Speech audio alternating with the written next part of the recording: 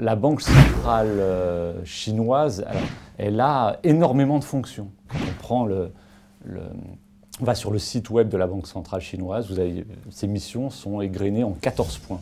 Donc ça va de la politique monétaire jusqu'à la supervision, mais de façon beaucoup plus précise que les banques centrales des pays avancés comme la Banque centrale européenne. Alors, en Chine, effectivement, il y a un encadrement du crédit qui a plutôt tendance à disparaître, mais effectivement, jusqu'à très récemment, il y a eu un encadrement pur et dur du crédit, c'est-à-dire que la Banque centrale donne un objectif, soit en montant de crédit à allouer, soit en cible d'évolution du crédit, que les banques domestiques doivent respecter, et notamment les banques publiques. Concrètement, elle oblige les banques chinoises à prêter. Et comme les 4 grandes premières banques chinoises, ce sont des banques publiques, c'est simple, il suffit que le gouverneur dise « il faut que vous atteigniez telle cible de crédit » et la banque, la banque commerciale chinoise va devoir respecter la cible que lui a assignée la Banque centrale. Et si ce n'est pas le cas, elle risque d'avoir des pénalités ou de se faire sermonner. Voilà.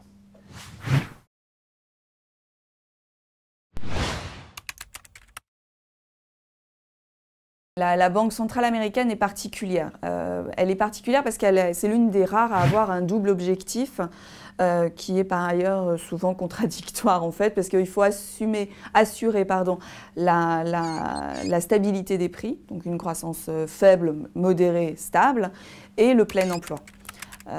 Et souvent, on a, en théorie économique, on a la courbe de Phillips qui nous dit qu'à un certain niveau de taux de chômage, on va avoir un certain niveau de salaire.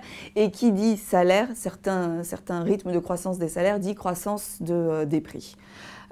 Et généralement, quand on a un taux de chômage élevé, ça contraint la formation des salaires et donc ça contraint le pouvoir d'achat des ménages, donc la demande et les prix. Donc assurer à la fois le plein emploi, c'est-à-dire un taux de chômage très faible et une croissance des prix faible, ça semble contradictoire. Je ne sais pas comment on juge de la qualité d'une banque centrale. Est-ce qu'on regarde ses objectifs et on voit si elle a atteint ses objectifs? Selon ce critère-là, la Fed n'est pas mauvaise, ne l'a pas été en tout cas jusqu'en 2008 parce que sous son précédent directeur, son précédent président Alan Greenspan, on a eu à la fois une inflation stable et modérée et le plein emploi. C'est sûr que depuis la crise financière de 2008, le critère de plein emploi il est plus respecté.